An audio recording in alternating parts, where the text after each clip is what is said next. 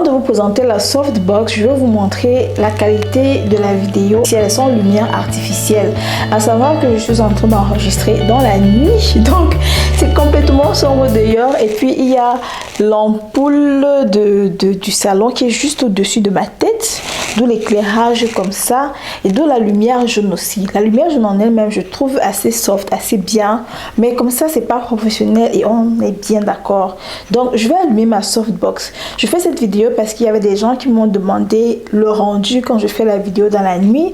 J'avais déjà fait une autre vidéo avec la lumière du jour et honnêtement jusqu'ici la lumière du jour c'est la meilleure lumière qu'on puisse avoir. Mais si vous n'avez pas la lumière du jour ou alors que la lumière du jour n'entre pas complètement dans votre maison et que vous avez la lumière jaune, c'est ce résultat que vous allez avoir. Maintenant si vous avez une lumière artificielle c'est beaucoup mieux. Par lumière artificielle j'entends ici la softbox, j'entends ici la ring light. Je tiens également à préciser que je ne suis pas experte en création de vidéos ou en lumière et tout ça. Moi-même j'apprends encore.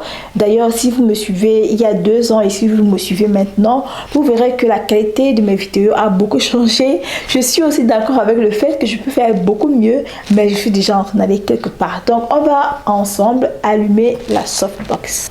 Et ça c'est quand j'allume la softbox et vous voyez vraiment la différence, c'est le jour et la nuit.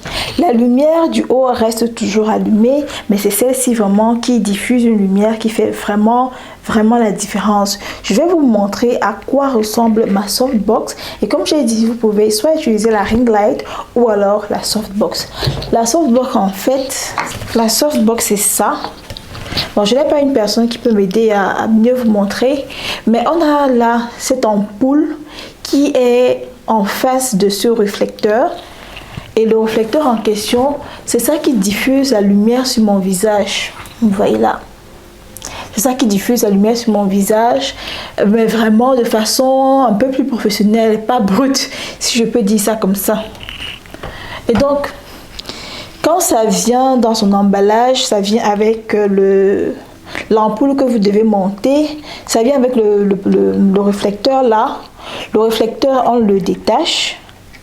Et puis on a ça. C'est comme une espèce de parapluie quoi. Et il y en a normalement 2. Malheureusement, quand j'ai reçu ma softbox, l'ampoule de la deuxième était cassée. Et depuis, j'ai pas pu remplacer l'autre ampoule. Bon, on va essayer de voir la différence quand je mets directement. Donc là c'est la différence quand je mets la lumière directement sur moi sans le réflecteur que j'ai mis à côté là et qui est juste à ma droite.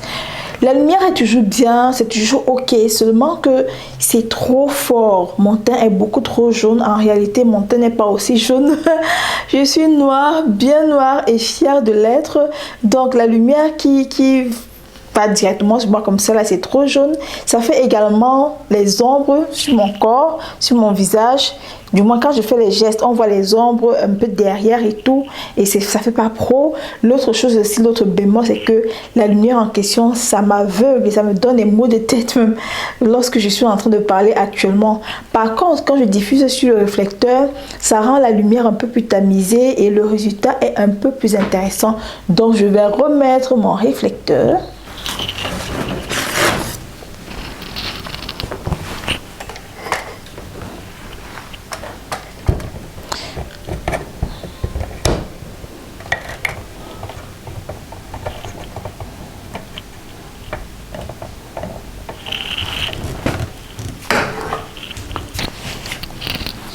Je vais vous dire c'est que le réflecteur, la softbox et tout ça, c'est pas obligatoire. Si vous êtes dans un environnement où la lumière du jour entre vraiment dans votre espace, vous avez une très bonne caméra, vous avez plus la possibilité de filmer en journée. Franchement, le réflecteur, c'est vrai que c'est bien d'en avoir, mais ça ne sera pas obligatoire à ce moment-là. Mais si vous êtes dans un environnement où vous pouvez uniquement filmer dans la nuit, ou vous n'avez pas la possibilité d'avoir une bonne qualité dans la maison, il vous faut absolument un réflecteur pour avoir une bonne qualité. Il y a aussi actuellement les ring lights.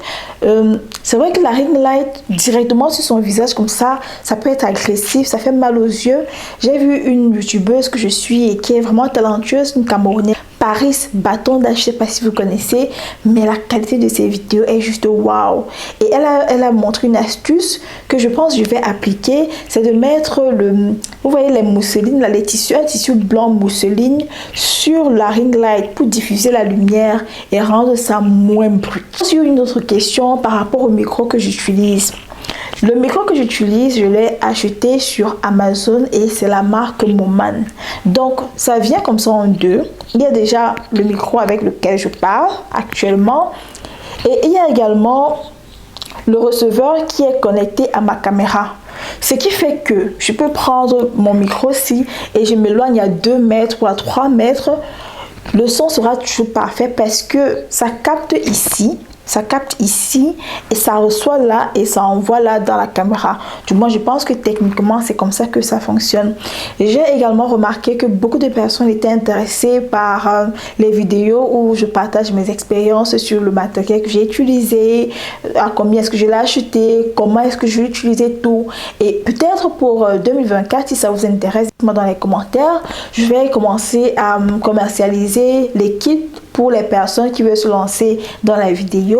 Et donc ça pourra être avec la caméra, les micros, la lumière, les téléphones même, du moins tout ce que vous voulez, le background. Je vais vous faire une autre vidéo sur le background et franchement, quand vous faites attention à votre background, la qualité de votre vidéo est différente. Moi, quand j'arrive quelque part, dans un hôtel, dans un restaurant et tout, et que je regarde le background, je me dis que ça peut faire un bel endroit pour faire une vidéo. Donc, si ce sont des petits trucs comme ça qui vous intéressent, je pourrais produire plus de contenu par rapport à ça. Si vous voulez également acheter, je pourrais vous proposer des kits que vous pourrez acquérir à petit coût pour vous aussi vous lancer dans la création de contenu. La dernière chose que je vais dire, c'est que créer du contenu demande beaucoup de temps. Franchement, ce n'est pas une chose facile. Et quand vous regardez la vidéo, vous pensez que non, elle a juste fait la vidéo et puis elle a posté. Je vous assure que c'est beaucoup plus que ça. Ça demande du temps, de la créativité, de l'énergie. Ça demande de savoir monter. Ça demande certaines compétences. La première compétence que ça vous demande, faire attention à votre background. J'ai souvent un gros problème avec les gens du pays. Avec les gens du pays, quand je dis envoie-moi une photo de, je sais pas trop, telle marchandise, on t'envoie une photo, dans le background, tu vois les mamies, tu vois les plats au sol, tu vois, je sais pas, tu vois l'enfant qui est en train de jouer, tu vois le banc qui est renversé, tu vois le balai qui est déposé là-bas. Pourtant, c'est super important.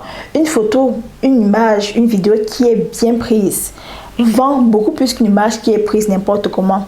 Donc, faire attention à son background et savoir capitaliser sur ce qu'on a. On ne vous demande pas d'aller dans les endroits luxueux pour faire des vidéos. Non, vous pouvez choisir un coin de votre maison, un coin de votre chambre. Ça peut être un endroit où il y a un mur blanc et acheter la lumière pour faire les vidéos. Ce sera OK. D'accord? La deuxième compétence que ça demande de savoir filmer. L'année passée, j'ai acheté cette caméra et honnêtement, je ne savais pas filmer. J'allumais juste la caméra, je mettais play et puis ça me filmait et tout. Mais c'est une compétence que j'ai apprise avec Paulette Fotzing, que je vous recommande d'ailleurs de suivre. Mais si vous n'avez pas, par exemple, si vous avez une autre personne que vous suivez, suivez-la pour qu'elle vous donne des tips pour savoir comment filmer. La troisième compétence que ça vous demande, c'est de savoir monter. Parce que lorsque vous finissez de faire une vidéo, il faut pouvoir la monter. Et c'est la partie du montage où l'acteur meurt, comme on dit souvent. En tout cas, le 23 décembre, on organise le brunch des entrepreneurs. Vous apprendrez comment créer du contenu avec son téléphone, comment faire le montage, comment utiliser l'intelligence artificielle pour booster son business. Il y aura également un atelier sur la santé mentale. Donc, inscrivez-vous. Suivez-moi sur ma page Facebook Les Histoires qui vous parlent. Faites-moi aussi savoir en commentaire si ça vous intéresserait d'acheter du matériel pour vous aussi commencer vos vidéos. Ciao les boss!